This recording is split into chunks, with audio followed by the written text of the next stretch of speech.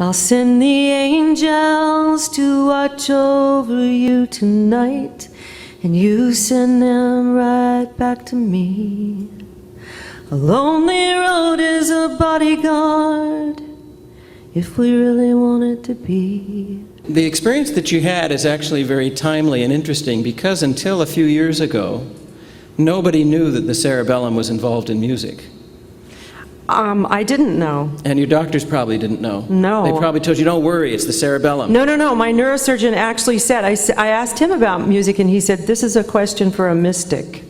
Oh. I mean, not comforting words. Well, the cerebellum's an interesting structure. It's Latin for little brain. And it's the part of the brain that all reptiles, all vertebrates have that. If they've got nothing else, they've got the cerebellum. That's interesting, because every time I tune a guitar, I say I'm using my reptilian brain. So the surgery caused you for a long period of time not to really have music in the normal way that you were accustomed to having it. So during that period, what did you do for a creative outlet? I got out my second grade piano books, and I relearned all of the pieces in the elementary school piano books. And I didn't even realize why I was doing it until later, that I was retraining something. You tell me you're trying to kill the 7-year reign and see what else your old heart can take. The boys say, when is he gonna give us some room? The girls say, God, I hope he comes back soon. When you were, say, a little girl and in your teens, did you know or that you were going to become an artist, or did you just think it? I knew there was something different that I wanted in my life. And I knew that I was different, that I didn't perceive things the way a lot of my friends did. And everybody's talking, but you don't hear a thing. There's still a town on your downhill swing. The boulevard's empty, why don't you come around? Baby, what is so great about sleeping downtown?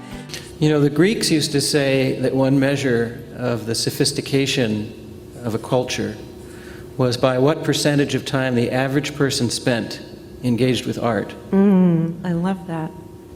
And we think of the Greeks as a very scientific and artistic culture, and a political one. They had these three, they had balanced art with scientific inquiry and with social responsibility, which is what politics was for them, making the world a better place. Well, if you're sensitive to art, you're going to have better social responsibility. And art and music have been so marginalized in school systems that it's so great to see a place like KANEKO and see these kind of programs happening around the country. I read a great book called The War of Art, and he talks about our resistance to art, to creating art, and to creating in general. And that as strong as our impulse is to create, that's how strong our impulse is not to resist it. And so the scientific question is, why would pleasure and fear be related in the way that they are? If you figure that out, will you let me know? Well, I have an idea. Why? I'd like to try it out. The kind of fear that gives you the goosebumps and the shivers down the spine is usually something unexpected.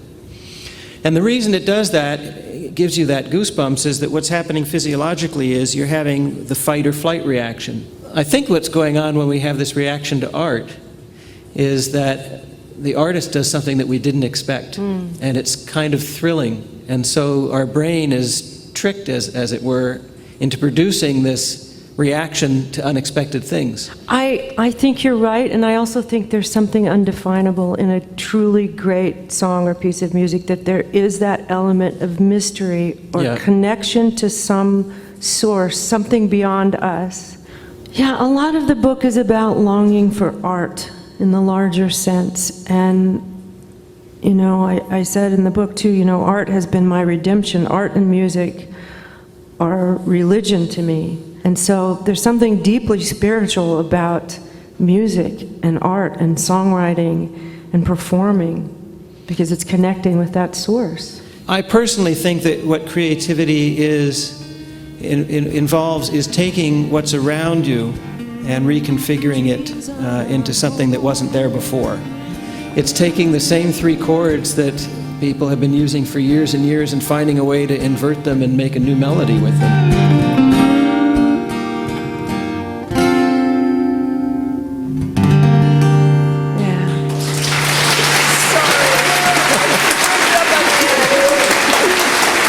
Thank you. Thank you very much.